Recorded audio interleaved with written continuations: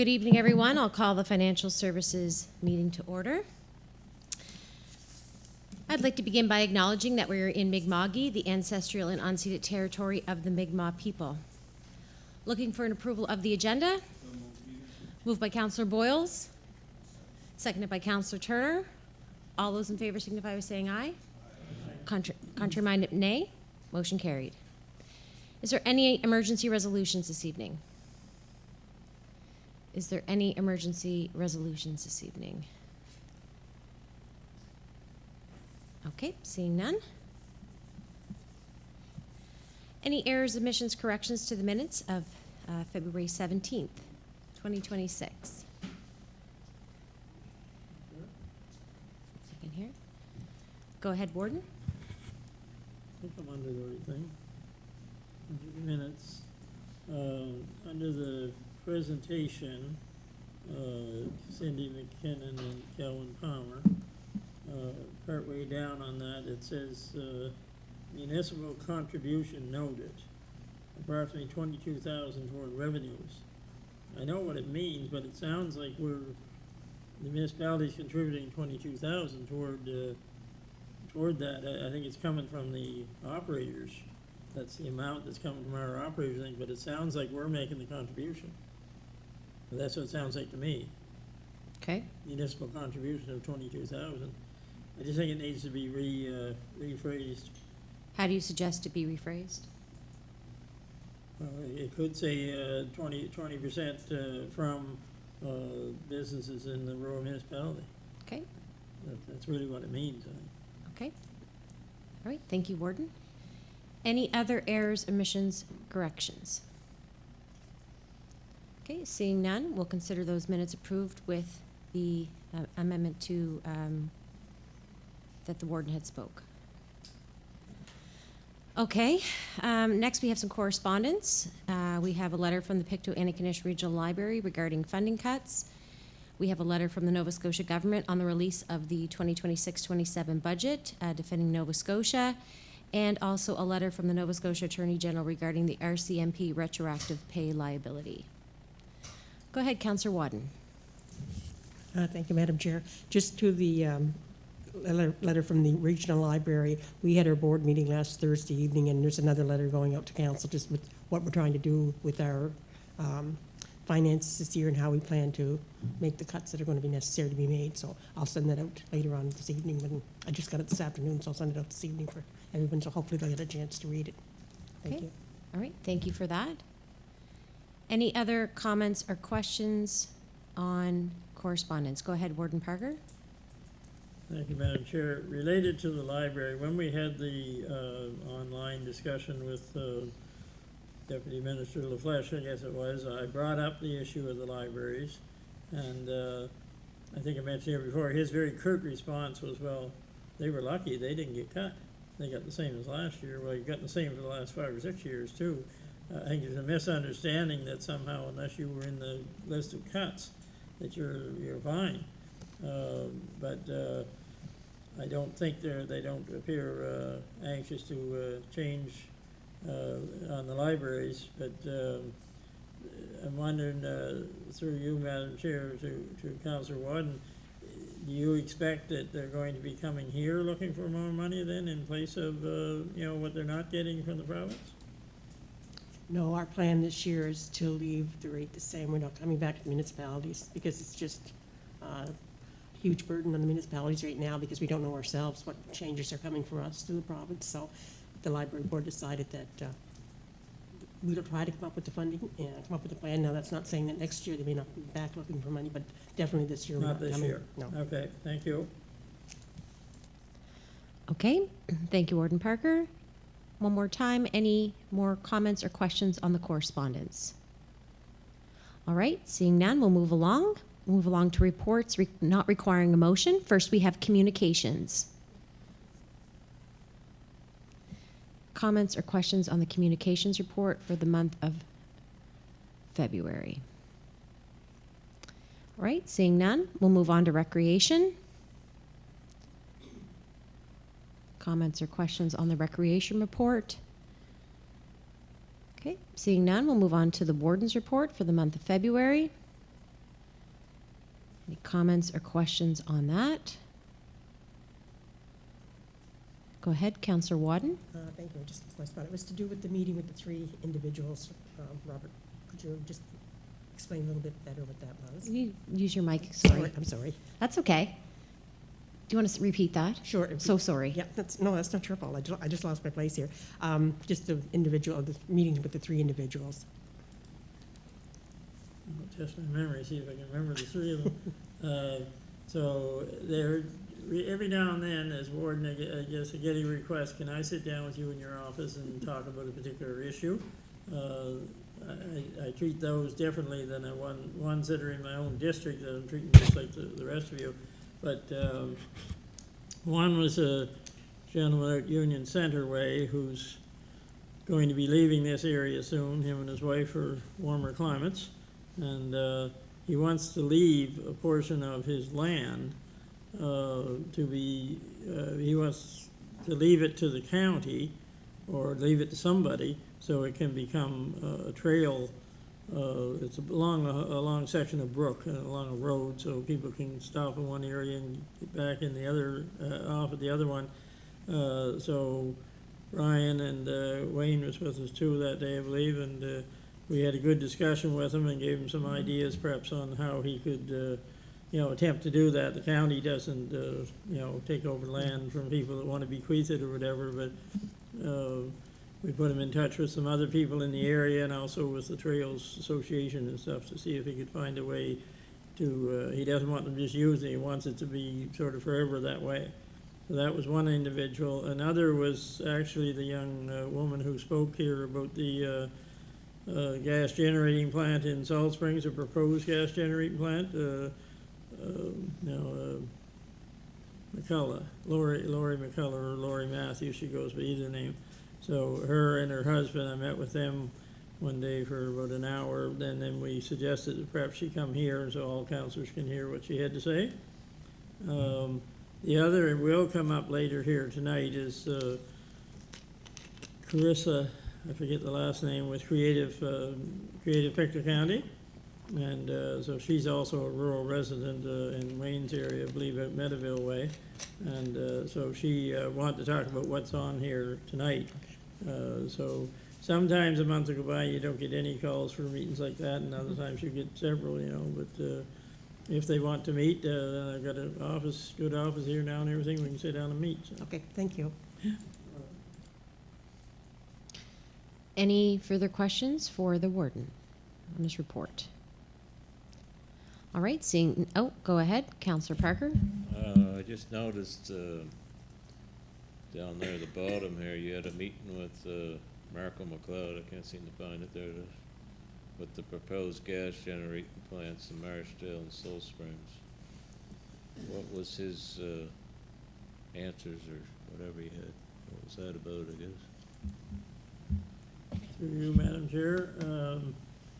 It was about the gas generating plants, yes, and we did discuss some other issues, provincial things that they were looking at and whatnot. I think at the time we were still heavy into the fire department one too, but he's the assistant to the Premier as Energy Minister, and so he's quite in favor of what's going on. And didn't let on he wasn't. That was just, that's his job. As assistant to the Energy Minister, he'd be in a bad place, I guess, if he wasn't. And so he he didn't have any problem with us, whatever we decided to do as council, but his job as assistant minister, he said, was to go along with whatever they were doing. Okay, thank you. Okay, we'll move along to the internet report. Any questions or comments on the internet report for the month of February?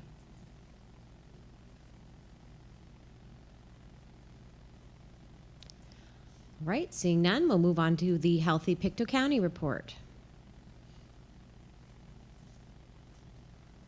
Questions or comments on the Healthy Pictou County report? Go ahead, Councillor Wadden. Thank you, Madam Chair. I was just speaking with Nicole the other night and explaining to her how informative these newsletters are, and she's really glad to see that we are discussing them here at council. And but they're getting read somewhere at least, so I was glad to hear that, because they do put a lot of work into it, and they're trying to keep everyone informed, so, thank you. No, it's great. The more information we have, the better we have, the more we can inform our residents, so that's wonderful. Okay, moving on to tax receivable report.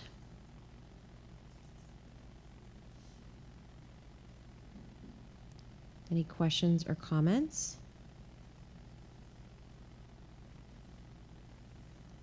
All right, seeing none, and last but not least, the deed transfer tax report.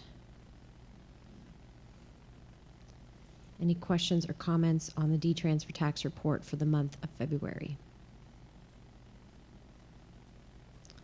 Okay, seeing none, we'll move on to number 8, accounts paid for the month of February 2026. Can I have a motion, please, councilors? Moved by Councillor Turner. Seconded by Councillor Dewar. Open the floor up to any questions or comments. Go ahead, Councillor Wadden. Thank you. Just did check number, if I can find it. EFT 000516, just Wabanaki Disc Golf Company, I think it's what would that be for? It's only $246, so it's not a large amount. Probably recreation. Yeah, recreation. Recreational? Yeah. Thank you. They play that disc golf. It's a new thing. I think Northumberland's heavy into it, Northumberland Regional High School. And I think I saw an article on that. That's why it's becoming a big trend. Any other questions or comments? Okay, I'll call for the vote. All those in favor signify by saying aye. Contrary-minded, nay. Motion carried. Next, we have the internet accounts paid for the month of February. Go ahead, Councillor Turner. Thank you, Madam Chair. We have a payment of $89.13 for a hamster. Can someone explain to me what that is? Hamster is an office supply supplier. Yes. That's disappointing. I thought you were going to say we had a new rodent in the office. Okay. Any other further questions, comments on the internet report? I don't have a motion on that, do I? All right. Somebody want to make a motion? Okay. Moved by Councillor McDonald, seconded by Warden Parker. All those in favor signify by saying aye. Contrary-minded, nay. Motion carried. All right, we'll move on to our business items that are requiring a motion tonight. First, we have the Cairn Refugee sponsorship. So they had a council grant, and they're asking for an extension of its $5,000 from 2024-25. It was granted an extension last year and is now asking again to extend that money as they're waiting for a family to arrive. Okay, moved by Councillor Wadden, we grant the extension. Seconded by Deputy Warden Murray. All those in favor signify by saying aye. Contrary-minded, nay. One nay. Councillor Boyles. Motion carried. Okay, next we have a rebranding quote. I believe this is brought up by Councillor Turner regarding a rebranding for the MOPC. And we have a request from a quote from New Brooklyn Media, which is being recommended by staff. They're a Pictou County-based company and have worked with other regional organizations. The quote was in our package. Go ahead, Councillor Turner. Thank you, Madam Chair. I will move that we accept the quote for $8,607 to explore the possibility of rebranding the county. Thank you. We have a seconder?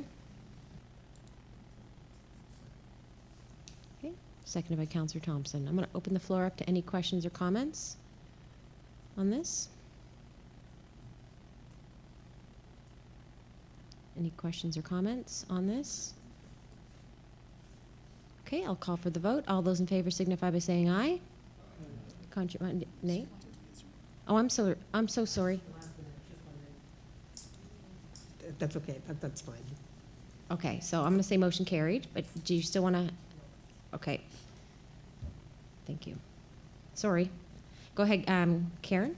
I just want to point out that this is for the 26-27 budget, not the current budget that we're in. So this expenditure will be for the 26-27 budget. Okay. Okay, perfect. Okay, moving on. Next, we have a recreational capital grant request from the Pictou County Arm Wrestling Club. They've put in a request for purchase training equipment, and as per MOPC policy, the Finance Committee can recommend up to 50% of the cost of the project, up to $1,000. Therefore, staff recommends the club be granted $1,000. Moved by Councillor Boyle, seconded by Warden Parker. Any comments or questions? Seeing none, I'll call for the vote. All those in favor signify by saying aye. Contrary-minded, nay. Motion carried. Okay, next we have the Watervale Area Recreation Center, and it's requesting the MOPC issue tax receipts for donations on its behalf. Excuse me. I have a motion. I'll move it. Moved by Warden Parker, Second it. seconded by Councillor Palmer. Go ahead, Councillor Parker. No, I was just going, Okay.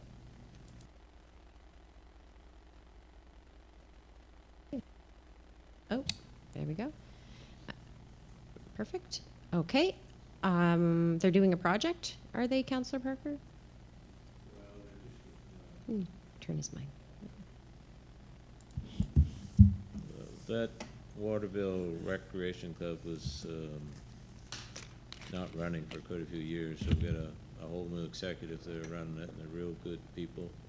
So they're trying to get it back up to, the building back up to snuff, I guess, and multiple things going on there. So that's, they're getting, they've got a nice grant here from Society of Pictou there for $3 grand, so they need a, they don't have a tax number yet, I don't believe, so I'll have to look into that and see if we can get them a tax number. But they're all kind of new with this, you know, so they're just, but it's a good crew, so I think it's in a very corner kind of my district, and there's no community hall anywhere close, so it'll make a great addition for all kinds of community functions, you know, whether it's birthdays or anniversaries, whatever, dances. For years, it was a popular, very popular spot when I was a young fellow, and so now it's going to be, it's nice to see it up and running again. I brought it up during the election. I just need somebody to take the reins, you know, and if we found somebody, and they got a bunch of other people, so I think it's going to go. I think it's going to be good. It's wonderful. That's great to hear. Yep. Thank you, Madam Chair. Yes. All right, I'll call for the vote. All those in favor signify by saying aye. Contrary-minded, nay. Motion carried. Next, we have a request from Creative Pictou County. Creative Pictou County is asking each municipal unit for funds to help it through this fiscal year. The request is between $500 and $1,000. I would make a motion that we give them $1,000. Okay. Okay, so it's been moved by Warden Parker, seconded by Councillor Wadden. Open the floor up. Go ahead, Councillor Boyles. Yes. What is Creative Pictou County? What is it? Is that the one where they turn around and do acts and theater, or what is it? I think it's a collection, a group of all the artists in Pictou County. Yeah. Whether they, different mediums, whether they do paintings or sculptures or that sort of thing. I know the big night that they have, what's it called, Art at Night? Yeah, they do. And that big sculpture, that big pumpkin that we have out here every year, I believe that's part of Creative Pictou County. So they're an organization that supports local artists within our county. Okay, I think I know where they are now. Yeah, okay, thank you. Okay. Warden Parker. Thank you, Madam Chair. As I mentioned earlier, I was approached by Carissa, I forget her last name, but anyway, you know, they're in what I guess any business would ever call dire straits. They're caught between the end of one year and the beginning of the next, and they've got new expenses they never had before.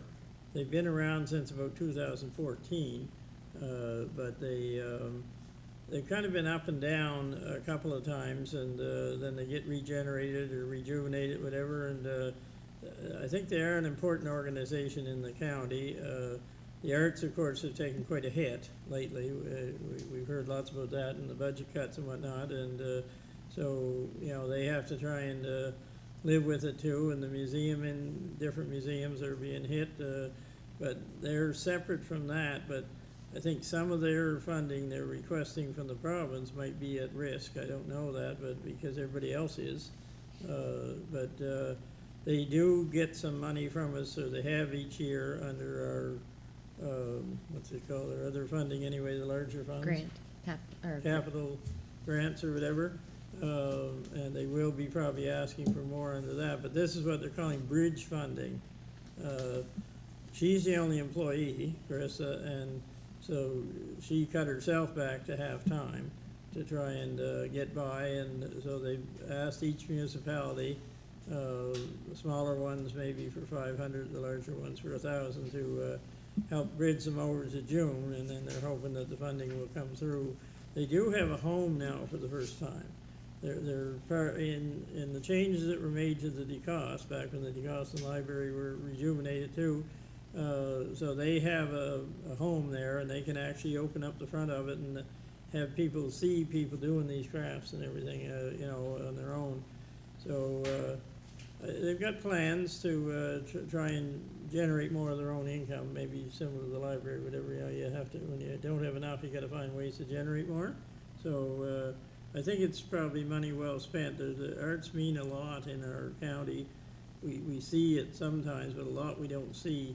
I think of all the musicians and all the acts put on at the DeCoste and Glasgow Square. Those are all arts that, you know, lend a lot of, bring a lot of money into our community, a lot more than people think it. People only think of it as somebody making crafts at home and selling them at Christmas time. That's important too, but there's a lot of money generated through the arts for sure. So that's just sort of some history of how it came here tonight. Okay, thank you very much. Councillor Parker. Thank you, Madam Chair. I would support this, this grant here for $1,000, I guess you're looking at. But I've been at what they call Aired at Night. They have it in Glasgow every year. I've been there 4 or 5 times. Last year I was there. I never seen so freaking many people there. There must have been a couple thousand maybe, and that was at night, like 9 o'clock or something. It was a nice night, and they're all over the street. They got little shops or whatever you want to call them. They're selling anything and everything, and playing music and drawing and painting and you name it. It's all down by the farmers market, all through that. It's all through the Glasgow Square. It's huge. But last year is the biggest turnout I've seen, so it's a great group. We get a ton of artists here in our county, and I believe we should support them. Okay. Thank you, Madam Chair. Okay, we have a motion on the floor. I'm going to call for the vote. All those in favor signify by saying aye. Contrary-minded, nay. Motion carried. All right, moving on to the school bursaries and graduation expenses. It's coming fast. So we have $2,000 graduation and bursary for the Northumberland Regional High School, and as well $2,000 for North Nova Education Center for graduation and bursary. And then we have two $200 bursaries for Pictou Academy and Tatamagouche Regional High School. So that's a total of $4,400. Okay, it's moved by Councillor Dewar, seconded by Councillor Palmer. Any questions or comments on the bursaries? Go ahead, Councillor Boyles. Yeah, I was just wondering, why is it 200 for Pictou Academy and 200 for Tatamagouche Regional High? Where do we get the figure at? I'm not sure where we got the figure at. Go ahead. It was a formula with so much per child from River John going to Tatamagouche. There was a few, and a few come into Pictou from right down. I don't know. They had the numbers a couple of years, and now they've been just sending the same kind of money. No, They didn't, it was trying to make it fair for everybody in the county that was graduating, and that's why we did it. Yeah, I kind of figured that's what it was, and that's a good way to do it.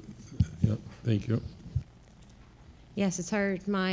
We're one of those families that we're in the Pictou Academy catchment area, even though we're in the county. So we're in the Pictou Academy catchment area, out in Caribou. Yeah, Brayshore. Well, that's where we go. That's where we'd have to transfer if we wanted to go to West Pictou, say. Yeah. Yeah. Yeah, that's great. Yeah. Yeah, those lines, all the lines have changed. Okay, any more comments or questions? All right, seeing none, I'll call for the vote. All those in favor signify by saying aye. Aye. Contrary-minded, nay. Motion carried. Next, we have committee nominations. We have quite a list here. We'll go through it by committee. Okay, we'll start with the audit committee. We have 2 positions out of the 3. We have John Crothers and Susan Robinson. Both are returning. Yeah, we need a motion for that? Okay. Okay, it's been moved by Councillor Wadden and seconded by Councillor Dewar that we accept those 2 nominations to the audit committee. Okay, I'll call for the vote. All those in favor signify by saying aye. Aye. Contrary-minded, nay. Motion carried. Next, we have the Riverton Guest Home. We have 1 position to be filled, and we have 3. We have Bonnie Allen, who is the incumbent. We have Howie Cotter and Rita Fletcher. Go ahead, Councillor Thompson. Howie Cotter. Okay. You have a seconder for that? I'll second. Okay. Moved and second that we accept Howie Cotter. All those in favor, oh, sorry. Go ahead, Joe. I'll make a motion that we accept or nominate Bonnie Allen. Oh, we can't have 2 motions. Okay, sorry. Yeah, so we have to vote on the first one. You can nominate them, I guess. Yeah. Okay. Yes, so I guess yours was a nomination. Yeah, okay, so Councillor Thompson nominated Howie, and you second that nomination. Yeah. And Councillor McDonald, you've nominated Bonnie Allen. Yes. Okay, do we need a second? Okay, we have a seconder for that nomination. Any other further nominations? Any other further nominations? Yep.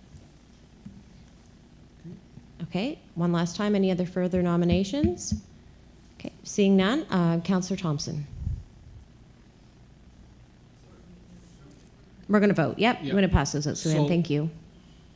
Under the bylaws, she served her terms. There's a maximum number of terms she can serve on this board.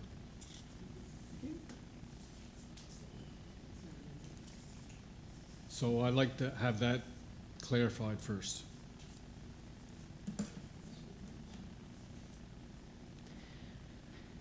So we need clarification on maximum number of terms on the board. Okay. Any hands tonight, sorry. So yes, our policy does state that board members, I'll call it up here quickly, have, just 1 second, can serve a term, and then it is discretion of council if they want those people to continue, basically. I can get you the exact wording. So that they can serve a term, and then it's up to the discretion of council. So there's no, Yeah, just 1 second here. Committee of Council, sorry. I'm loading. That's how we have multiple board members and some boards that have been back because it was at the discretion of council that they come back, but I think Sorry, there's a date my- on this. my internet is incredibly slow over here. Is yours any better, Evan, for policies?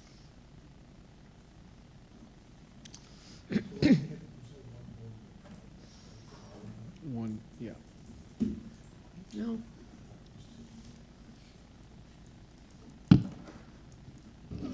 There's term limits, I guess is what I'm calling is, it. yeah. There is term limits, and that's why There is.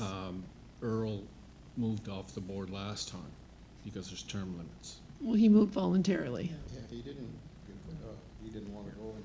He did not reoffer. Yeah. Sorry, yeah. So, just 1 second here.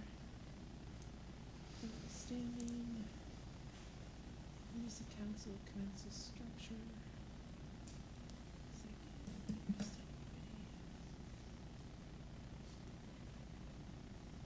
Just 1 second.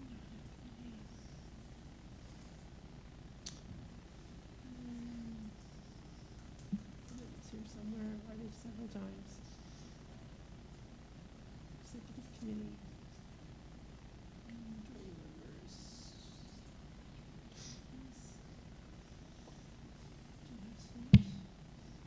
Special committees, every committee.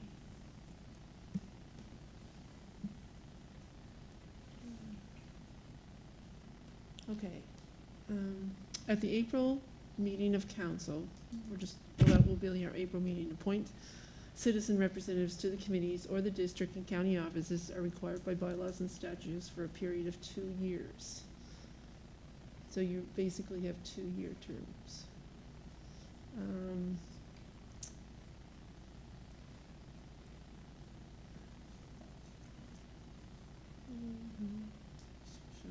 Members of council, every nomination shall be at the approval of council to be determined at the meeting at which nomination is presented. If a councillor appointed a member of standing committee.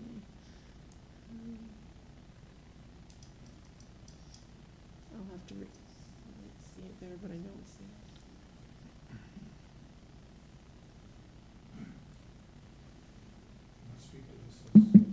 Yeah, just one second. So, I'm hearing two things. We're hearing that they are on for a period of 2 years, and that is their term, and they can reoffer at the discretion of council, because we appoint them. So there's no time limit then?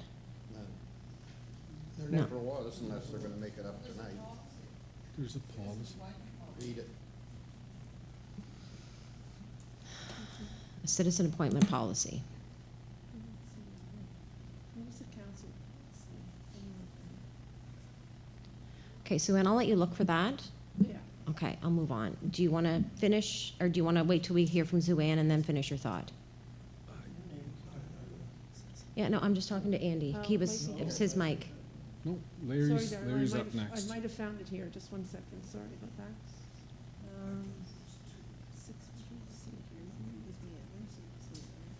Why? Citizen appointments.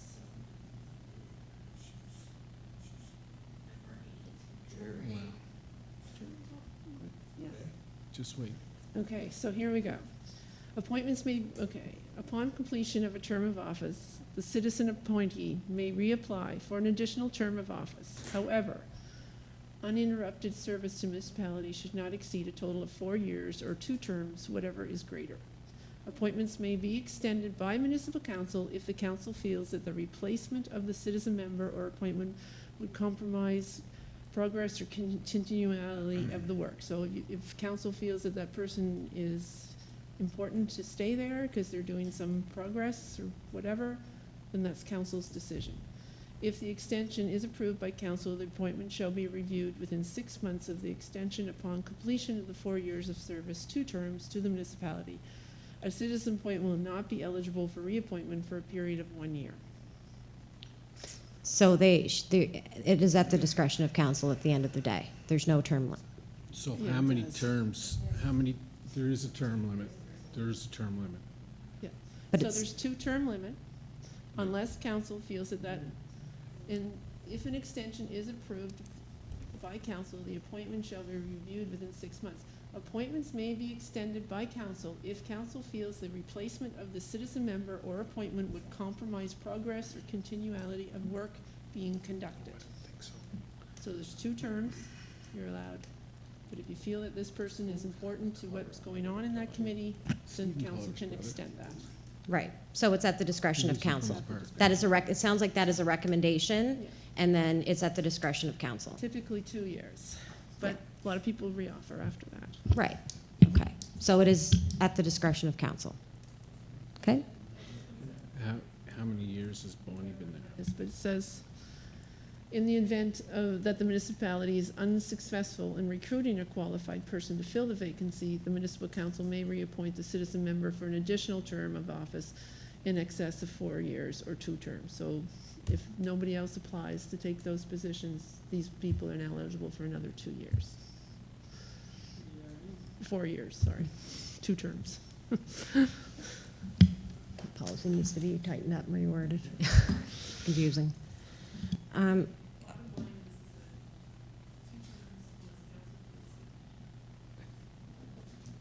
Okay, so it's at the discretion of council.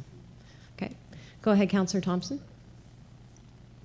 What's that again? Do you want to finish your? Well, I guess, yes, I do. You want to Your turn? lights on, your things on. Okay. Yours is good. Yep. Go ahead. There, I have nothing against Bonnie Allen, but we have a $100 million facility moving into Plymouth. And Howie Carter's the right person to help with that transition in our community. Howie's got extensive executive experience. He's been around board tables. He's the president of the Plymouth Fire Department right now. And when he looks out his front door, he can see the Valley View Villa build that's happening in Plymouth. There's a lot of decisions that need to be made for our community in Plymouth, because our community's going to change, and we didn't ask for it. We're being welcoming of that change, but we need some voices from Plymouth on that board. And Bonnie's done great service to the county, but this is an issue that Plymouth needs to have a voice on right now. And we're at some very consequential times with the build and in our community. So you're not going to attract much finer folk than Howie Carter. His family's from the area. People would know his brother Stephen, who was a councillor down in Trenton. He's one of these guys that rolls up his sleeves. So I don't know why we would not welcome that. Okay. Thank you, Councillor Thompson. Now, Councillor Turner. Thank you, Madam Chair. Yes. I made a mistake. I thought there was going to be 2 new board members. And when I seconded the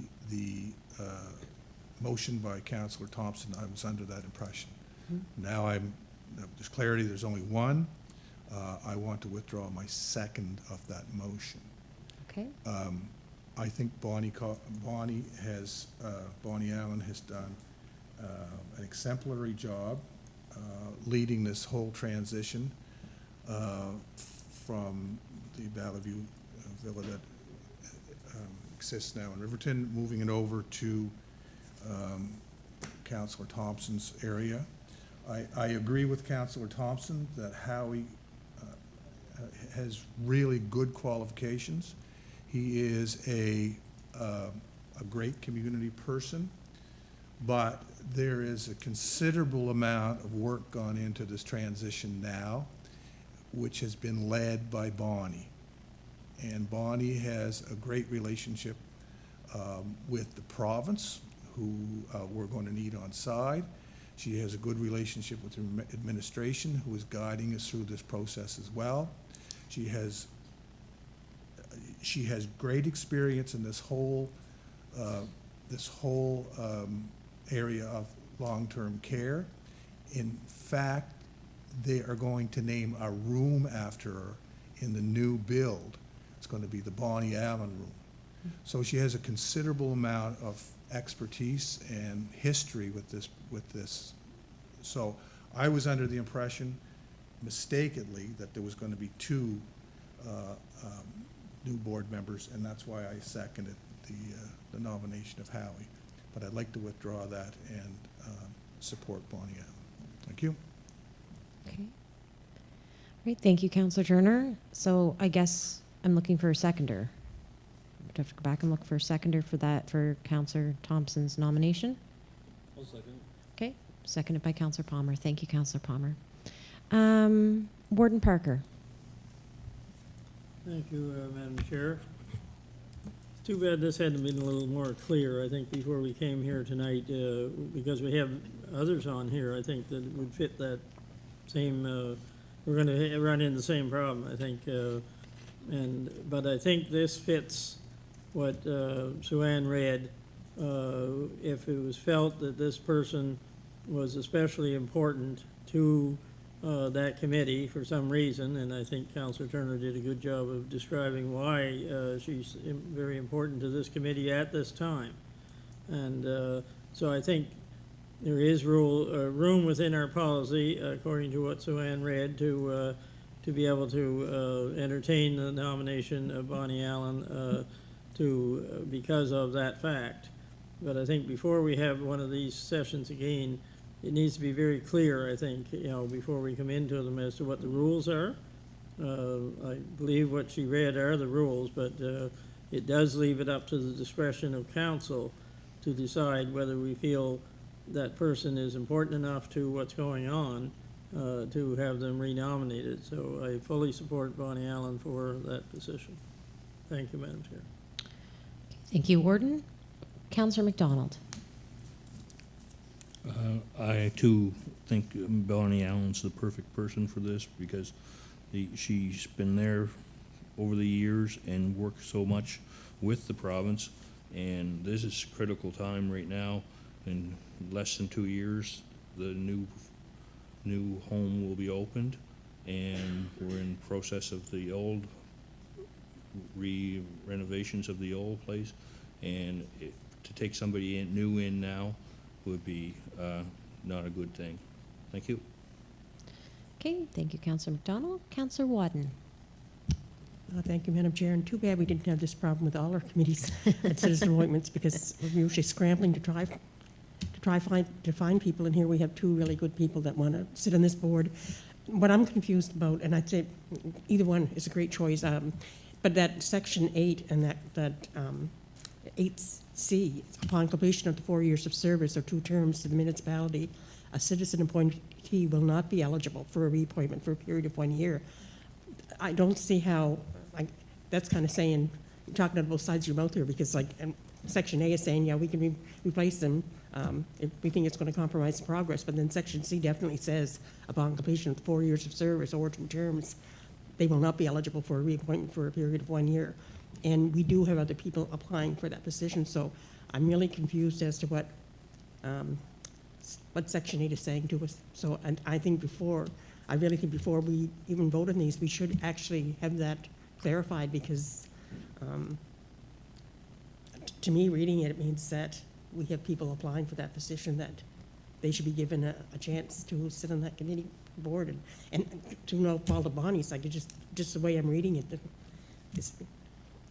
I'm just not sure how we're supposed to interpret Section A when you have Section C there. It's not clear. No, it's not clear. And it needs to be tightened up, for sure.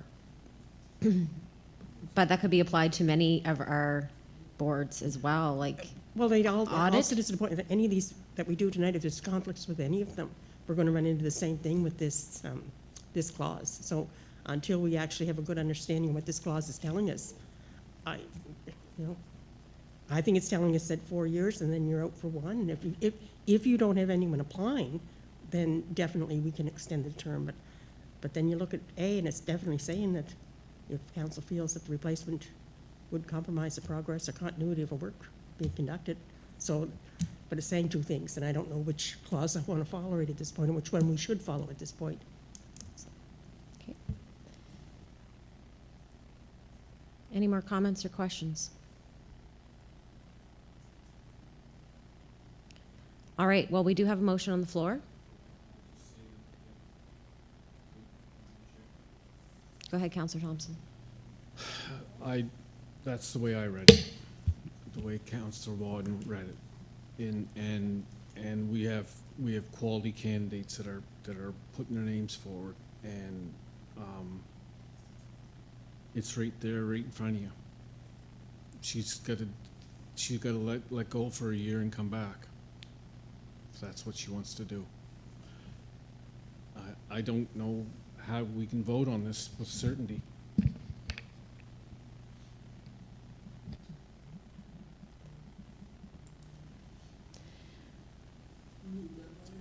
Yeah, it's been a night when we need a lawyer, for sure. So I guess in my position, sitting here, we're looking at our policy, and our policy isn't maybe giving us clear direction. It is, but it isn't. Depends which way you want it. There's lots left open to interpretation, I guess. So, I mean, if the other thing that confuses me, step away from for a year, well, everything's 2 years appointments as well, right? So that doesn't make sense either. I guess I'll ask council how you want to handle this. Go ahead. Do you want to go ahead, Could we Debbie? table these appointments tonight until we get clarification on this policy so that we can make proper choices at the table Okay. without jeopardizing the citizens that are applying for these positions? Okay. So you want to table this? Yes. Actually, you're going to defer it. You're going to defer it. Yeah, okay. I don't We know have that already passed one motion on the audit committee. So, You can pass the ones that don't have conflict. yeah, yes, that's true. You still need one more. Yeah, we do, but those citizens have been there. I don't, But no one else applied. no, not supplied, okay. And that number D covers that. in the event Yes. no one- Yeah, okay. So we will defer this. Do we need a motion to defer? Just defer the ones that there's conflict. There's a conflict Yes. on. Okay. All right, so do you want to withdraw these nominations for this evening?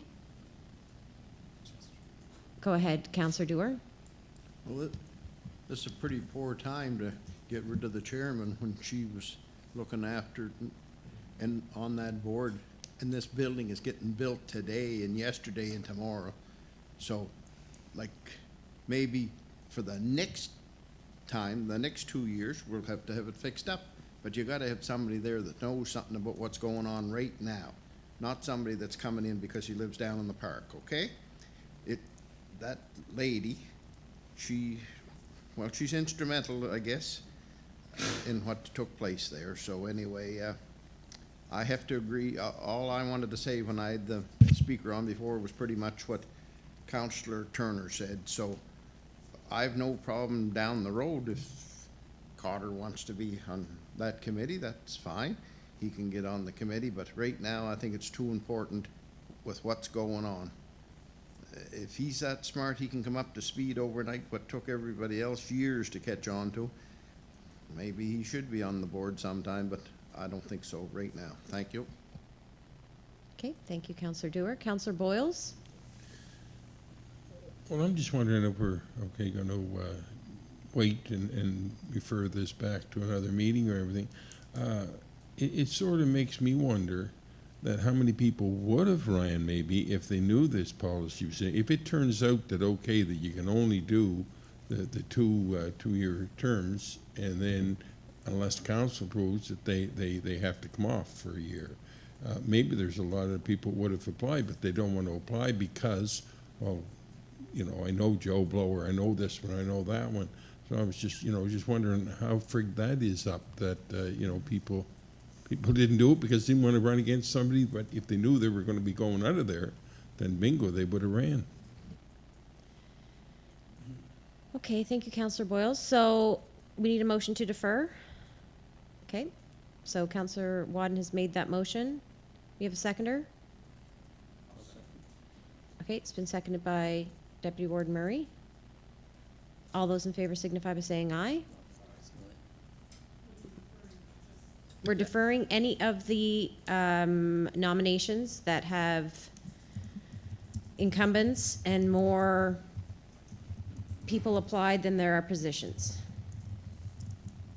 So it would be this one Can you go back to that list? on my sheet here. No, Blake's only been on for one term. Climate change. It would be climate change. That's it. Yeah, so just the Riverton Guest Home and climate change. Is that correct? Yes. Okay. Okay. All right, so that motion is carried. Okay, and we have, go ahead, Warden Parker.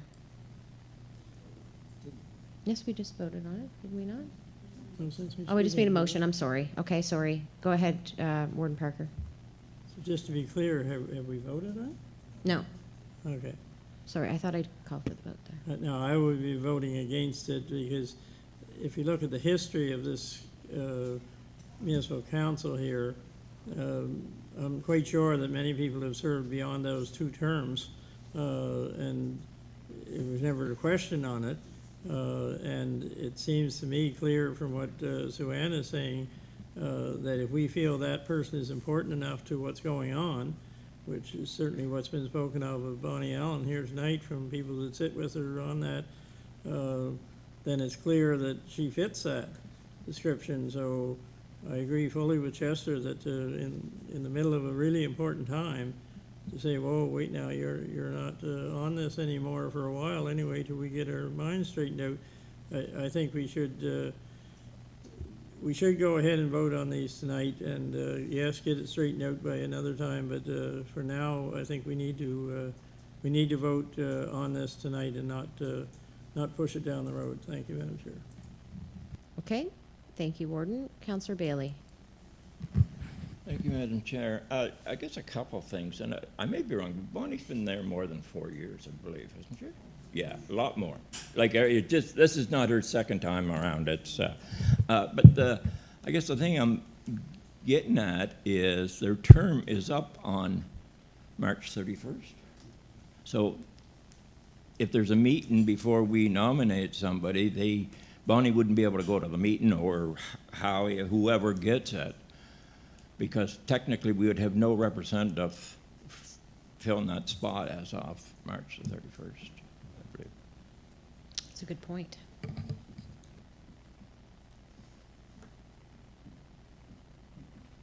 So our choices are to defer, I guess, or to, and if that happens, do we then grant an extension?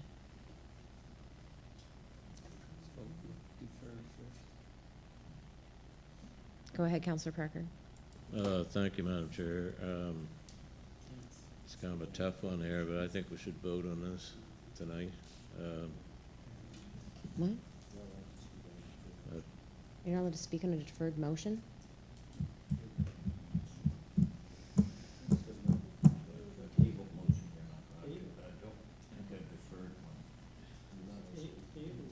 Tabled, you're not, I know that, but deferred? I know table.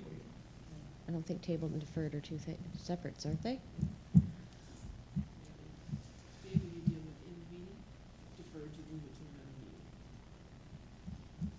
Okay, so then let's call for a vote.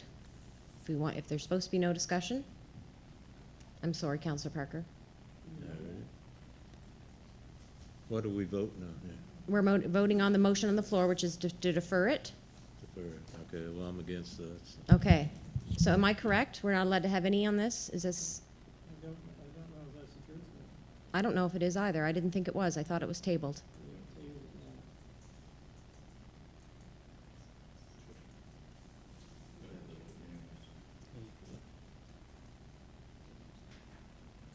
Go do it. Okay. All right, let's call for the vote on the deferred motion. All those in favor signify by saying aye. Aye. Contrary-minded, nay. Nay. Nay, raise your hand.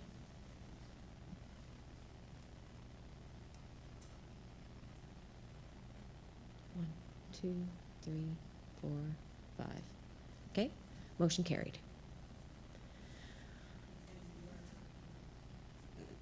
Okay, my apologies, council. I thought it was just tabled. All right, so we have another meeting on the 24th.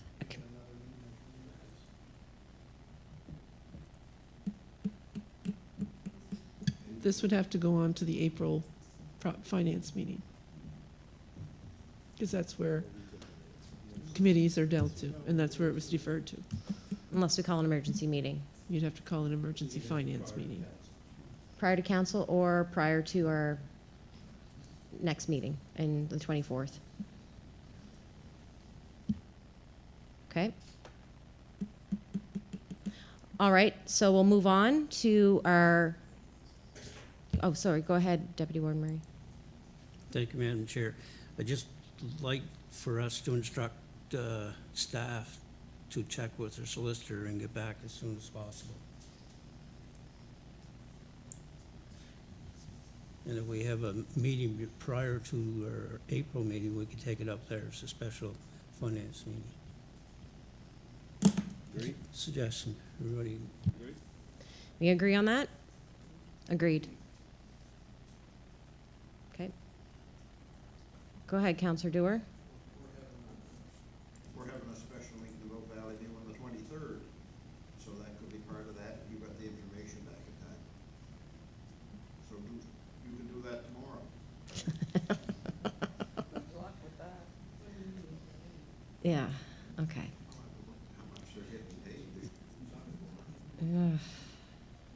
All right. We'll aim for the for the committee of the whole meeting. That'll be our goal. Okay, let me find out where we're at here. Just Go ahead, to Councilor McDonald. clarify, the committee of the whole meeting is with the two other public board members. So is Bonnie invited to that or not invited? Her term's on the 31st. 31st, okay, thank you. Yep, no problem. Okay, so we're going to move along. We're also going to not do the climate change as well. We're going to move along to the Planning Advisory Committee. We have one application, and that's for Lori McCullough. Moved by Warden. Move the Warden Parker move the nomination, second by Councillor Parker. Any comments or questions? Go ahead, Councillor Boyles. I just want to make sure that we ran into this last year, whenever, that they apply within time. That's so, I'd just like to make sure that everybody applied within the time limit they had to apply. Great question. All of the nominations received were applied within time. Okay. All right, we have one nomination. It's been nominated and seconded. All those in favor signify by saying aye. Contrary-minded, nay. Motion carried. Next, we have Accessibility Committee. So the policy states that must have more citizen reps than elected reps for this committee, and these three nominations fill that mandate. So we have Antonia Phillips, which is incumbent, also Ray Gunn, which is an incumbent, and we have Susan Crowe, who is a new applicant. Go ahead. So we did have probably 4 other members that did not reoffer, but the policy states that you have to have more citizen reps than you do elected reps in that committee. So the committee is still good for a quorum, but there's not a limit on the amount of people that can join that committee. So if we get more to fill up those extra spots in the future, great. So I just wanted to clarify that. Okay. So those 3 are fine. Is that the only committee that we have that has that mandate? Climate change doesn't really have a number either. We don't try to make our committees too large, because then you tend to be, if you miss a few members, then your quorum comes on very quickly type thing. So we Yes. just try to kind of keep them around the same number, Okay. unless it's specified like audit or something like that. Okay. All right. Thank you for that clarification. So all 3 candidates are eligible. 2 for re-nomination and Ms. Crowe for nomination. So move we accept the nominations of the 3. Okay. Second it. Okay. It's been moved and seconded. Any final? Councillor Palmer. My apologies. Okay. All those in favor signify by saying aye. Contrary-minded, nay. Motion carried. Next, we have the Police Advisory Committee. Kevin McDonald, the incumbent. So Moved by Counselor Palmer. Seconded by Counselor Bailey. All those in favor signify by saying aye. Contrary-minded, nay. Motion carried. Next, we have the Hector Arena Commission. We have Blake Ferguson, the incumbent, and Briley Hahn. Hafen. Okay. It's been moved and seconded. Moved by Counselor Bailey, seconded by Warden Parker, that we accept the nomination of Blake Ferguson. Any other nominations? Seeing none, all those in favor signify by saying aye. Contrary-minded, nay. Motion carried. Next, we have the Rural Broadband Governance Oversight Committee, and there's 2 positions to be filled. We have 2 applicants, John Crothers and David Muse. Okay, moved by Councillor Wadden that we accept both applicants. Seconded by Councillor McDonald. Any final comments or questions? Seeing none, call for the vote. All those in favor signify by saying aye. Contrary-minded, nay.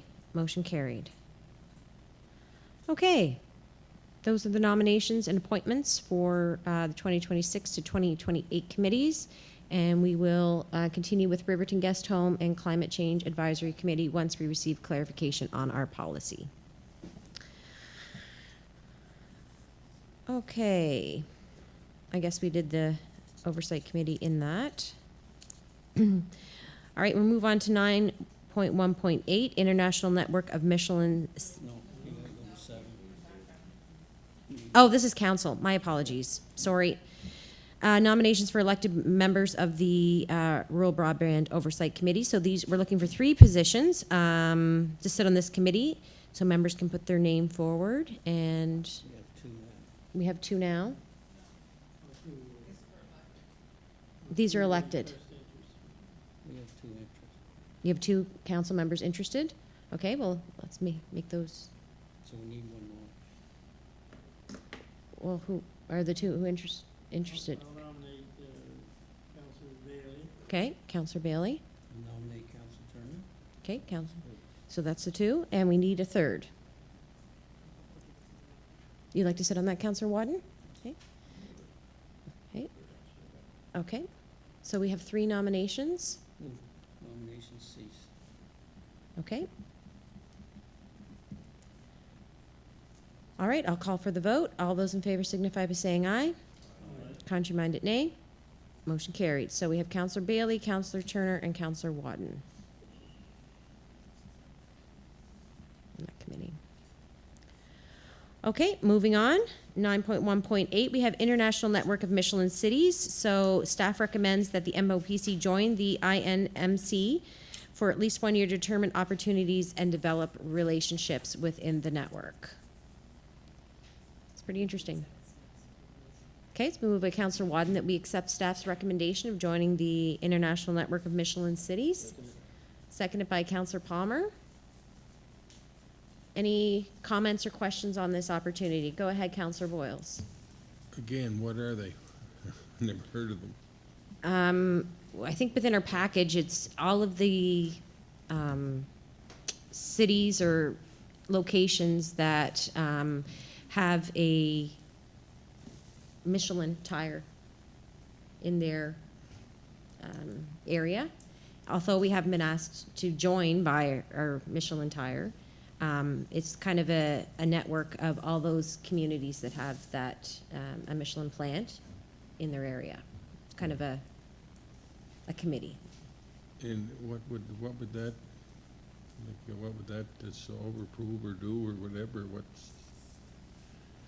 It's just strange to me. Next time we're gonna have a Sobeys one, are we? Boy, we're gonna have a whack on then. I just don't know what they're all about. I mean, it just makes me wonder. Okay, Warden Parker, do you want to speak to this? I'll let him answer those questions for you.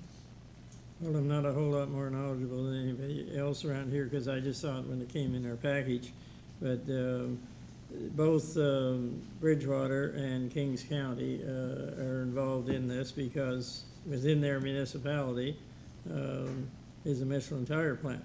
And the actual Michelin tire company, from what I read here, has nothing to do with it, other than the fact that you know, we're the municipality they happen to be in. So it's basically a club type of thing that you get some advantages by belonging. You get invited to some conferences and stuff where they're looking at how do you advance your area, your municipality. So we get to go, somebody does on behalf of this group, and hopefully it brings something back to here that will better our municipality and better it for more businesses that want to set up here. Again, I don't know a whole lot about it, but there doesn't seem to be much to lose here. By us joining this, we joined for 1 year is what it says, to more or less as a trial, to see if there are some gains. What's the cost? Is there? I don't think there's any- 1,500 pounds. Oh, there is 1,500 pounds. Okay, I do Yeah. remember that. So that's, Euros.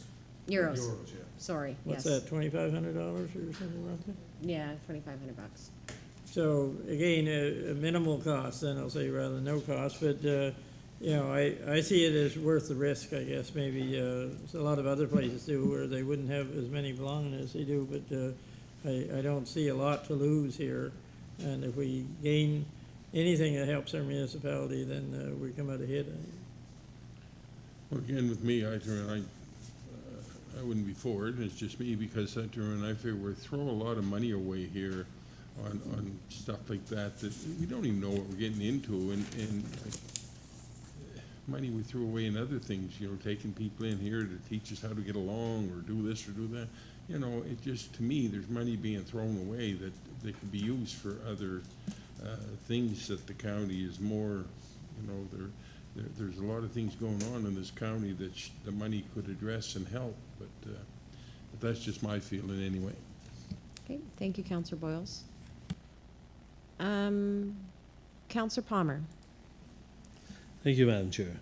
Well, this was always paid by the Pictou County Partnership, right? Mm-hmm. So the reason there's some confusion over it, because it should be done by the municipality that Michelin's in. So that's why they're saying. So Pictou County Partnership will deal with this here group and see if there's any opportunities that could come this way to the county. That's what we have the partnership for. So the only reason they want, in the past, they were paying that bill, but now that there's confusion where Bridgewater and Kings County are members, so they're asking us to pay that membership so that it's under the municipality, but the work will be done by the partnership. Thank you. Okay, thank you, Councillor Palmer. Councillor Bailey. Thank you, Madam Chair. I don't see a downfall on this at all.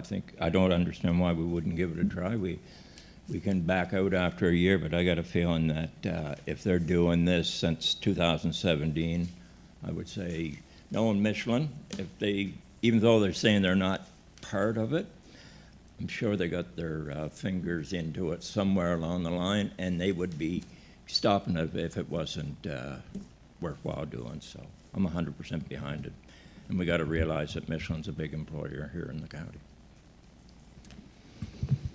Okay. We have a motion on the floor. I'm going to call for the vote. All those in favor signify by saying aye. Contrary-minded, nay. One nay. Councillor Boyles. Okay. All right, so that's bringing us to almost the end of our agenda tonight. We have no deferred business and any motions of reconsideration this evening. Seeing none, I'll call the meeting adjourned. Thank you.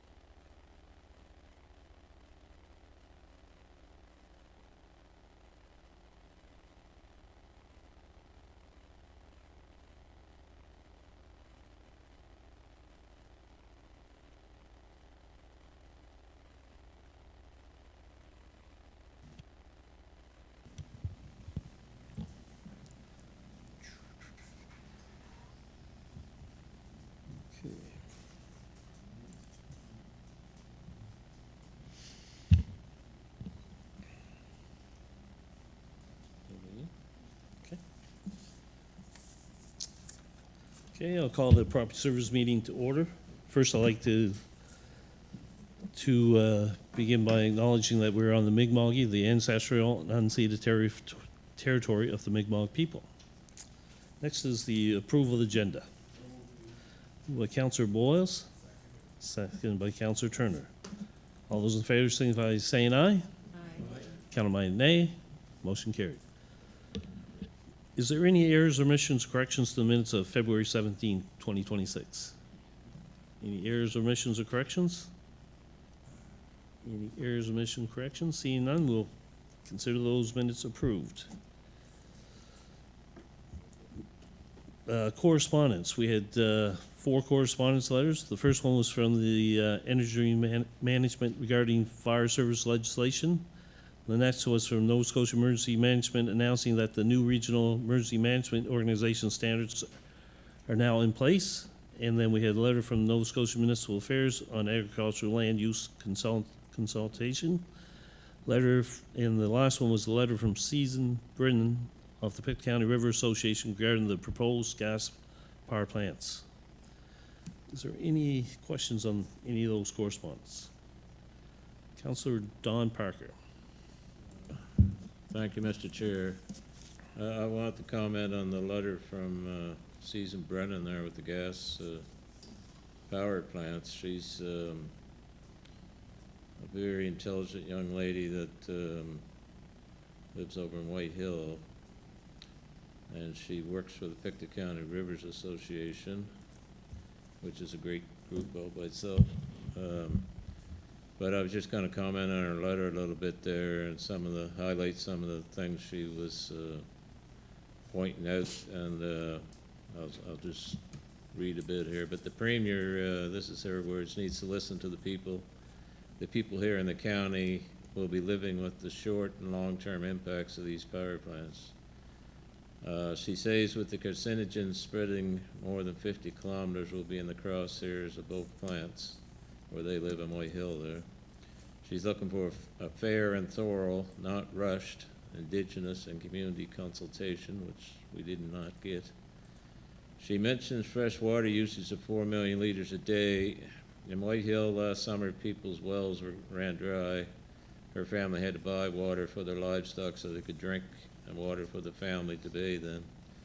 She mentions the West River and the East River and the effect the effluent will have on the Atlantic salmon, which is a major concern of mine. The Atlantic salmon and the West River, it's one of the best rivers we got.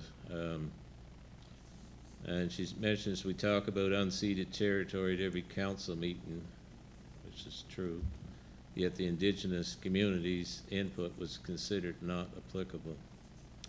In her closing, she says, we're all in this together. We all call the county home and have a duty to protect it. That's basically what we do as county councilors, in my opinion. But a very excellent letter, full of all kinds of good material here. But I don't know if this is the proper time to bring it up or not, but had some questions here on the IESO meeting. I was looking for the IESO to send us back written answers to council on 3 questions. I don't know if this is. This not the, you have to put that on a future agenda. Yeah, right? yeah, okay. No, Okay. I didn't know. I'll put that on the next agenda, yeah. Yep. All right, thank you, Mr. Chair. Okay. Warden Parker. Thank you, Mr. Chair. I wanted to comment on the letter from the Minister of Municipal Affairs, John McDonald. It was kind of late in the game. We met as a PAC and decided to, or I think we thought we needed to, was my impression, have these public meetings to do with agriculture, the same as we did when we had the public meetings to do with the land use plan in the first place. And I didn't hear anything different from Upland or people that are doing the work for us. But now, after the meetings are all over, we get a letter saying that, well, you didn't really need to have those meetings. You don't need to have them. I think it was a good idea we had them anyway, because we heard from the farmers and we heard from other people as to what their opinions were. We could have just sat around on our own, I guess, and and come up with something, but having listened to, I don't know, must be well over 50 people, probably 60 or 70 people in total when you add them together. We have that to guide us, but it seemed odd that we got the, the information that you don't need to have these meetings until after they were all over. I think we should have had that information before, and I don't know why we didn't, or if it was Upland's responsibility or whose it was, but I'm not against the fact we had them. I'm just saying it was odd that we got the letter after the meetings were over. Thank you, Mr. Chair. Thank you, Warden. Just on that, I figured even if we had that letter, we'd still go to the public to see what was going on. So it's still a good idea. I don't think as councillors we could make that decision on our own. So, Councillor Dorr. Thank you very much, Mr. Chair. I totally agree with you. If we did it on our own, we would have all those farmers here wondering why we did it instead of doing it the way we were supposed to do it. So I think Mr. McDonald, the Honourable Mr. McDonald, it's almost like, I'd almost like a letter going saying, well, that wouldn't be the right way to do it. The way we did it was the right way, going to him to kind of, you can't be brushing everything under the mat, okay, or out the door, and this county did it right. They did it the same way as they did before. Thank you. Okay. Deputy Warden. Thank you, Mr. Chair. I wonder, Evan, if there's anything under the fire legislation that you could update us on that's we're not quite aware of yet, or how things are going? Yeah, I think safe to say things are kind of a mess with that legislation, to put it lightly. I don't want to, I guess, go out on a limb and say too much that I don't know, because the last time I did that, the province sort of called me a liar with their bill. So what I would say is, and I think it's clear in those Q&As, the new bill basically gives departments the choice whether they'd like to become part of the municipality or whether they wouldn't. To date, I've had no requests for more information from our departments. I've had no interest from any departments to actually take that on. I will just point out 3 areas within this that I think may be concerning for us as we move forward. So the first area is that the legislation requires all municipalities, whether they oversee fire services or not, so that would be us, to conduct a fire protection service review to ensure municipalities and fire departments make evidence-based decisions about the services they provide. I'm not sure what us doing a review would do to ensure that's happening with departments. I don't think that we would have the tools available to us to ensure anything in that legislation. The next part, again, ensure that local firefighter competencies, training, and PPE equipment meet the service standard. I mean, we could review that, but if we were to find that half the departments were not meeting that competency standard or that PPE equipment standard, again, I don't think we'd have any recourse to really say, you must do this, you must do that, and then participate in a common records management system. I do have some questions around that as well. I'm not exactly sure what our involvement would be in a records management system for a fire service that we don't oversee. So I guess I would just flag those things. It's definitely a 180 from what was discussed, I think, up to 4 days prior to the bill landing on the floor. But there's more questions at this point than answers, and I haven't really gotten many answers, I guess, to my questions that I've asked about these. Thank you. Thank you, Evan. Warden Parker. Thank you, Mr. Chair. One that Evan didn't mention there, and I was wondering about, because this came up when we did our own study on fire departments 4 or 5 years ago, whatever it was, and it hasn't taken place, and they talk in here, it says the province will work on shared/joint procurement and insurance options to achieve economies of scale. When that was brought up before, nobody was really interested. Everybody wanted to buy their own fire truck with all the bells and whistles they wanted on it, and the same with hoses and everything else. I don't know if there's any joint buying going on at the present time or not, but there didn't seem to be a lot of interest in it then. Do you know if this is something that they're just suggesting, or they're going to say, okay, if you want to buy through the province, we can, I'm sure it's one of those many things that you don't know the answer to yet, but it's different to see that in there, and I was wondering if that's going to be reality, do you think, or is that just a line in there? So I guess I would say I'm not confident that anything within this will be a reality, because ultimately, there's nobody that will have the say on how this moves forward. What I do think that you may see in terms of bulk purchasing is more of a suggestion, and it may be set up as sort of like a standing offer program where if departments buy into this program, then they'll get sort of discounts on trucks, or similar to what we've discussed here before, where if we signed onto a contract with a supplier for 5 years, they would give us a discount on all trucks purchased through them. I suspect that they're going to put things in place to incentivize departments to look down that road. But again, without a cohesive framework, there's going to be nothing that will mandate this, in my view. Thank you. Okay. Councillor McKeel. Thank you very much, Mr. Chair. I too am confused by this legislation. I was very taken aback, probably like the rest of you, that what was put on the floor. I don't understand why everybody got all riled up. They riled everybody up. They spent a whole bunch of money on consultants from Alberta. They got all of the time that we all joined those meetings, the amount of time that we discussed here, the work that Evans put into it to go and change the bill 4 days, I guess it was the same if it was a week ago. That was a question I asked, what changed in that week? And then it's this bare bones suggestion list, in my opinion. I think what the province needs to do is scrap this and either come back to us with different legislation or none at all. I think it maybe can go through the association, or if that's maybe something else. I just don't, these to me seem like a suggestion list, and I would just like to know what has changed. Was it just budgetary concerns that this couldn't move ahead because there wasn't going to be the funds to support municipalities through it?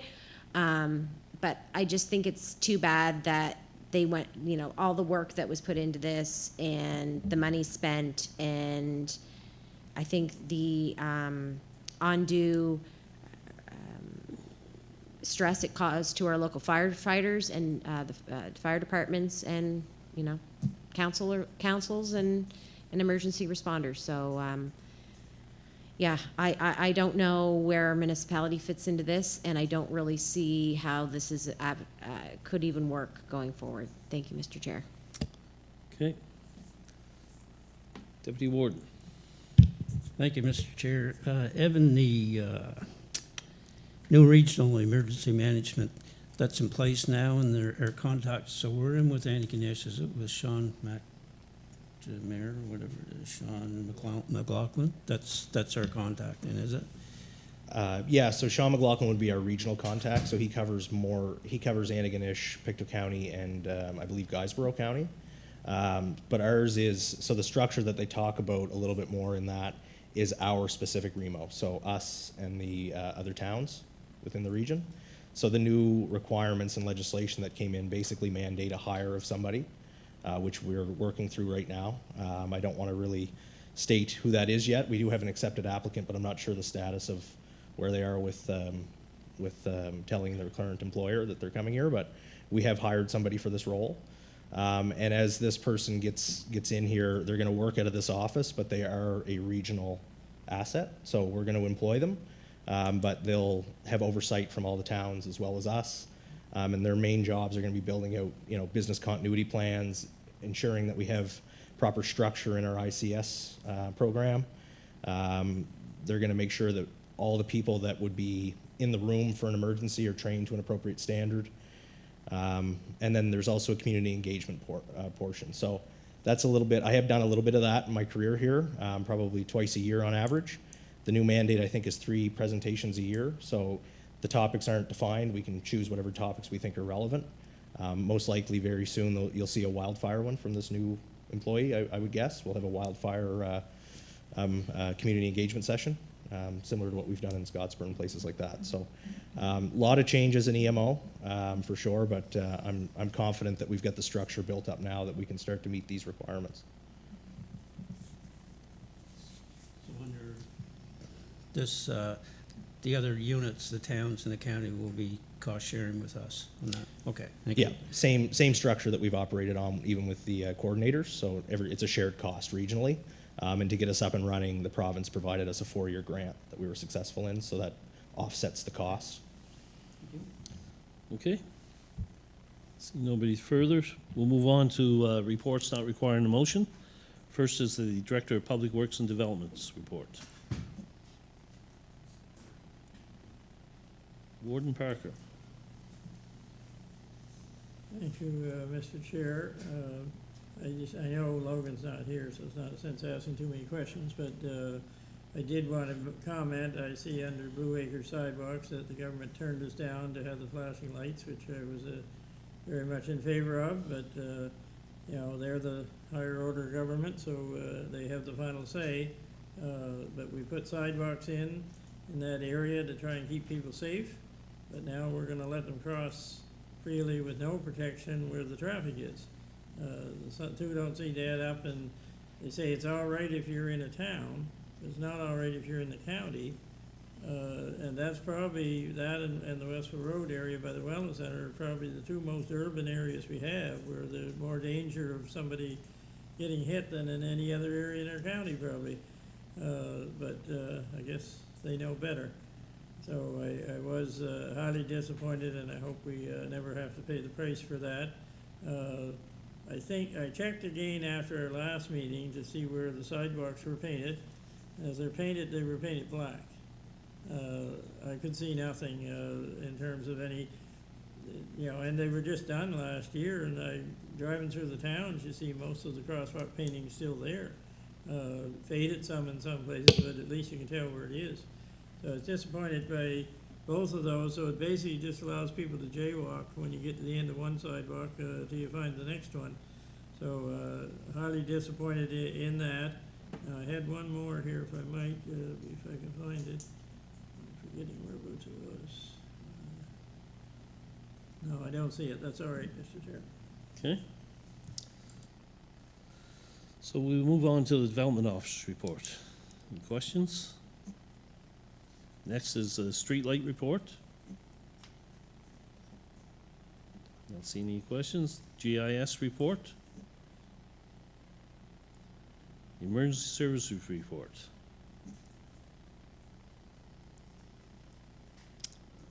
Fire inspection report. Building officials report. And the last one is the bylaw officers report. See no questions, we'll move on to items that require action.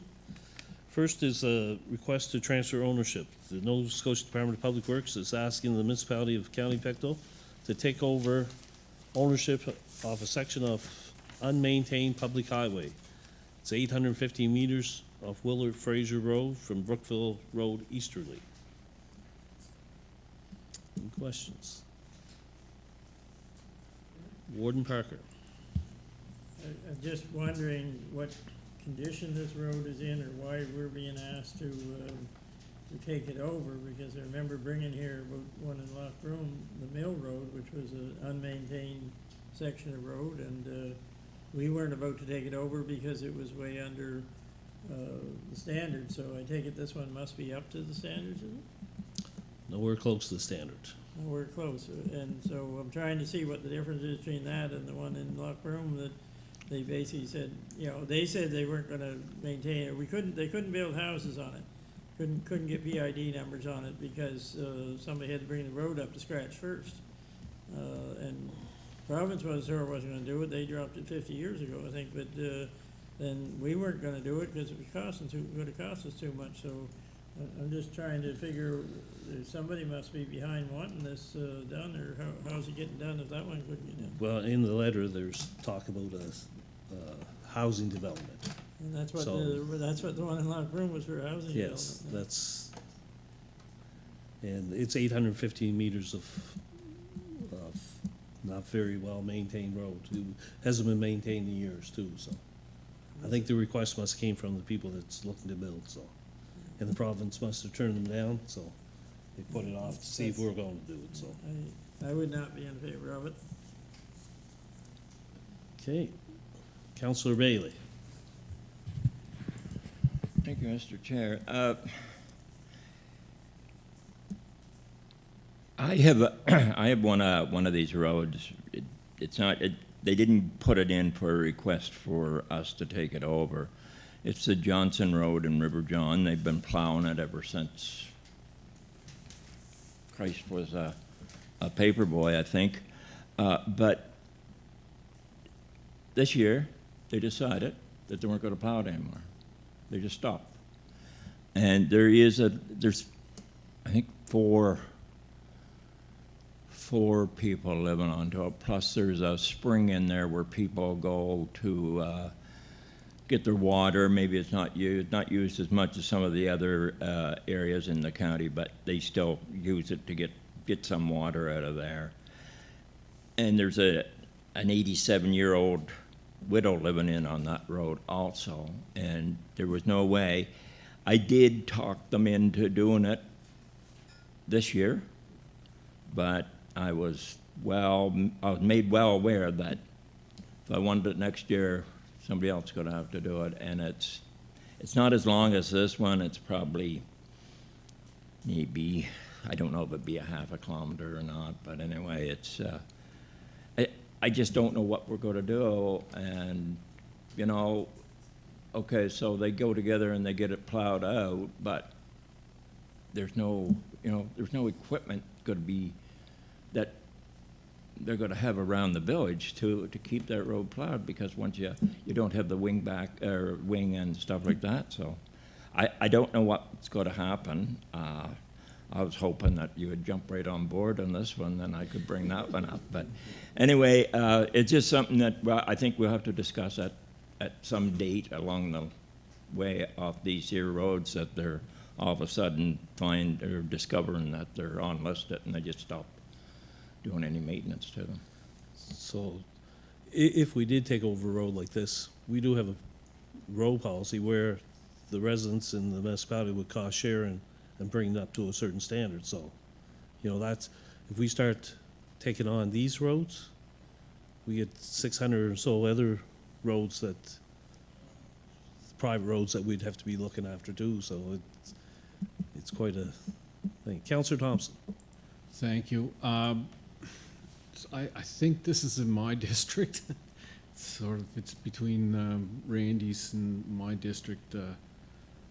They never approached me, so it didn't. They went directly. They've been dealing with the Department of Transportation on this, so it hasn't come to me looking for me to lobby for it, I guess, for the better word. But I think it's a bit premature for us to even make a decision on any of these roads, because there's a review of provincially maintained roads that could be substantial to our municipality if it doesn't go our way. But we got a good negotiator here from the county. Hopefully he's going to be on the committee and our chair. There's a roads committee that the NSFM is getting put together. So that work's going to happen this summer, and that will sort of tell the tale of what's going to happen moving forward. Okay. Thank you. Thank you. Councillor McKeel. Thank you, Mr. Chair, and thank you very much for that information, Councillor Thompson. That was kind of my suggestion, was to look at our road policy. I don't think we've looked at that in a long time, and I'm concerned that this is going to set a precedent. If, you know, there's so many roads, like the road in Lochbroom, you know, there's this road, the road that Councillor Bailey talked about. I'm sure that's just, you know, a few of many. I think we need to review our policy, and maybe it's something we look further down the road after NSFM and the province do their, I guess, study and see where we're at. Obviously, it's always comes down to money. It's a budgetary thing. You know, it's saving here and there, but at the end of the day, you know, it affects our residents, and I think it's something we're going to have a hard look at. Thank you. Okay.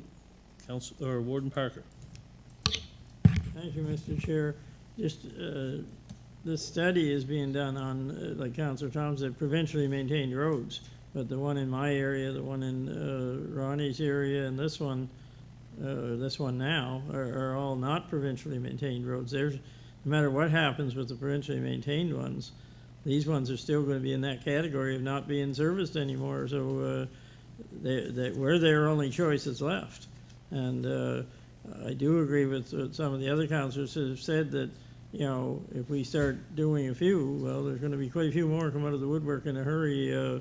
I don't think we can anymore afford to do that than we can, well, the other's even worse, but, you know, looking after all the provincially maintained ones now. So I think we do have to look at our roads policy very carefully and decide whether it's something we can even think of doing because of the amount we get into in a hurry.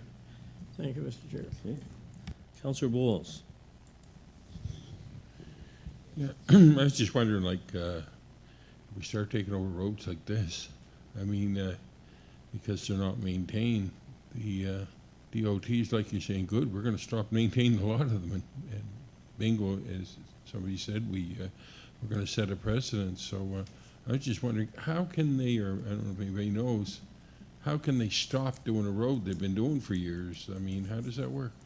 This road hasn't been done in years. It's a, Ronnie said the one that he had. yeah. Yeah. Okay, Ward, or Deputy Warden. Thank you, Mr. Chair. I can't see that there's any gain to the county by doing this, so I would move that we accept this for information purposes this time. I'll second that. It's moved and seconded. So should we have staff write back to the province to, because they want an answer, right? So that we're not interested at this time, so, okay? Is moved and seconded, who was the seconder, sorry? Me. Councillor McKeel? That's not really what he said, though. No, I know. Do you want to make that a motion? Because they're asking for a return letter, yeah. I agree to add that, the second. Yes. Okay, it was moved and seconded. All those in favor signify by saying aye. Aye. Count my nay. Motion carried. Next is District 2 streetlights. Streetlight at 515 Fraser Mountain Branch and 2 streetlights at Fraser Mountain Branch Road with no civic numbers between civic numbers 425 and 336. Councillor One. Yes, I'd like to move the installment of these 3 lights. They're in a streetlight area, so. Okay. It's moved by Councillor Wadden, second by Councillor Thompson. All those in favor signify by saying aye. Aye. Count my nay. Motion carried. Next is streetlight request for 5 streetlights for Blue Acres sidewalk. 2 of these would be located between the bridge and the Esso gas station, and 3 would be located between the bridge and North Novi Drive. All of them would be on existing poles. Councillor Thompson. So, before I make a motion on this, I just have a question to ask on the sidewalk project. We received funding through the GRID program from the provincial government. It was $515,000, which would cover up to $515,000, and it would cover 50% of the cost of that project. And I'm wondering if we provided 2 things. Did we close out that project with the province, or is it still open? And is there any funding left in that balance, I guess? Like, I know we had the main construction, there was a couple of add-ons with the drainage on the overpasses, but is there any money available in that project? Okay. The project's not been closed out yet. They've gotten a notification from the province of Nova Scotia in the last that they want it closed out immediately. As of the availability of the balance, I can't tell you off the top of my head. I haven't had time to close the project out yet. Okay. So, I'll make a motion that we move forward with these streetlights and request and instruct staff to see if there's any money left in that fund, because that would reduce our cost by 50%. And if we can, because there's additional street lighting required in that area outside of these ones here. There's still some areas where it's dark. So that's my motion. I'll second it. It's moved and seconded. I would like clarification. What do you want? Well, some of the areas that aren't getting this treatment here tonight with these, they don't have, there's no street light poles there and power. So I would like staff to examine alternate ways of lighting that area with solar-powered streetlights. From this fund, is that what you're saying? From the grid fund, if there's any of that money left available. So you want staff to examine alternate methods? Yeah, I want that. I want, of lighting, yes. funded by, The grid program, if possible. I honestly don't think that's gonna be possible. The province of Nova Scotia is pushing pretty hard to have this fund closed out. Yeah, I know that. And I've been asking for this for 6 months, and it just hasn't happened yet. And I just wanna let you know. I know, I get it. But this is important. This is an important project. And to have that properly lit is very important for all residents that walk through there. And most of the people walking through there, they're walking through there because they don't have a car. And it's a safety issue. So it's very important that we look at this and come up with a strategy where we can spend this money and take advantage of that grid funding before it turns into a pumpkin. Can I ask one more clarification? Go ahead, Karen. Are you asking for the above streetlights to be funded No. with this, or this two different No, things? two different Yeah. things. So I think we're confusing. We'll go with the first. We're confusing the thing. We'll go with the first motion for the 5 streetlights to Right. be put on. Okay, fair enough. Okay, so that was moved and seconded. Yeah. So any questions? Who seconded that motion? Councillor Turner. Okay, all those in favor, signify by saying aye. Aye. Count by nay. Motion carried. And then the second motion is To instruct staff. Huh? I moved Andy it. made it. And I'll make a second motion Yeah. here if I could, Mr. Chair. Thank you. Didn't we vote on the first one? We just did. We did. We just did. So it's the second one we're gonna vote on now. That's, He's just coming up with the second motion now. the motion is to instruct staff to first see if there's any money left in that grid program that we can access for additional alternative street lighting, i.e. solar street lighting in some of the other areas that need help.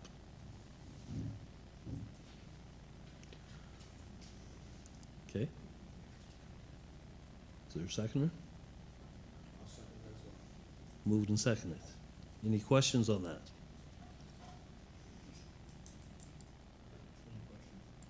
Go ahead, Councillor McDonald. Where are those lights for? Underneath the overpass or?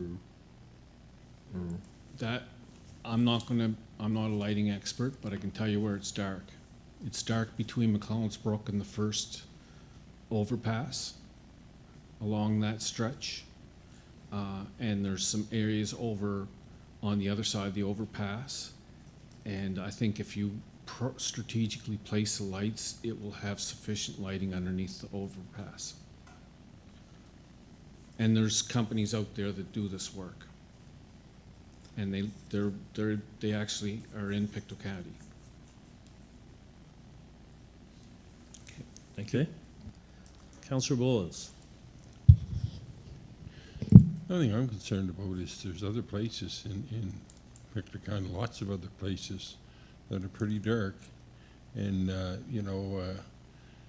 know there's some places right in Hillside that turn around and they're dark, dark, dark. And one of the big places where there's a lot of, and there is accidents, people being hurt, and I think might mean somebody killed is down going to the reservation when you take that sharp turn.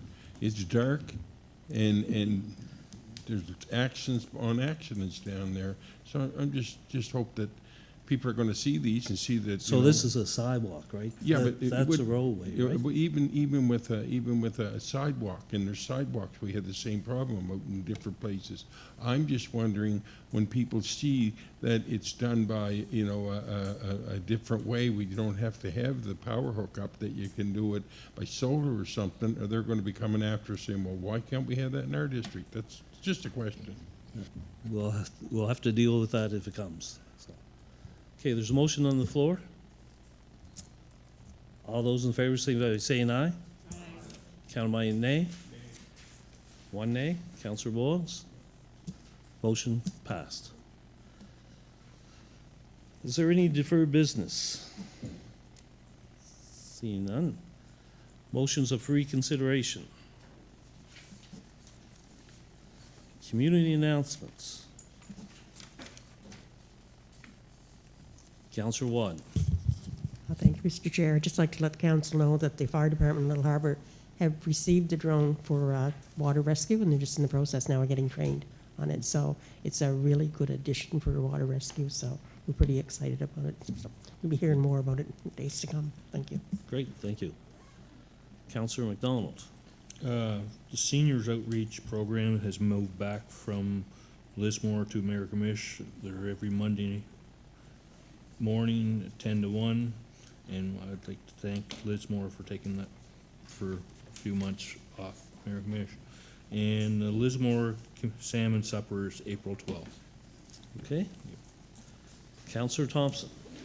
Just a shout out to there's a group of young and energetic folks up in Sunnybray that are going to take on a leadership role up there with the new community center that is now community owned. They purchased the building from the McDonald Rebecca's for $1, and there's a community association set up, and there's a new board that's going to take it over, and the AGM is on March 29th, and they have a lovely building that it's a net zero building. It received lots of attention and upgrades, and there's about over $300,000 worth of improvements to that building. So it's a municipal comfort center, and pretty proud of this community on the very rural and remote area of Pictou County to be able to tackle this project, and seeing the community come together is quite refreshing. Thank you. Okay. Anybody else? See nobody else. I'll just make one. Most of you have probably heard that the Ivory McDonald Moore Arena has been one of the picked for the province for the Craft Hockeyville. They picked a winner from each province and from the one from each territory. So there's 13 winners, and they all receive $50,000 plus $10,000 worth of hockey gear and food for the local food bank. Now, on the Saturday at Sportsnet between 7:30 and 8 o'clock, they're going to announce 2 finalists that will go on for the grand prize, which is $250,000 and a preseason NHL game, and the runner-up would receive $100,000. So we're one of the 13, so there's fingers crossed that we make it to the next round, which would be great. That money will come in really handy for doing some of the major projects that we got in hand. So if you go on District 13 Recreation Planning Commission's webpage, there's a thing where you can click on Craft Hockeyville, and then you can put a shout out to the Ivory McDonald Moore Arena. So, the more likes we get and more little what do you call it? It's just interaction between the communities, and that's great. We're very fortunate. We have a great group of volunteers and in our area and put a lot of hard work into it, so hopefully, you know, we can go further. If not, this was great for the community, so thank you. Very good.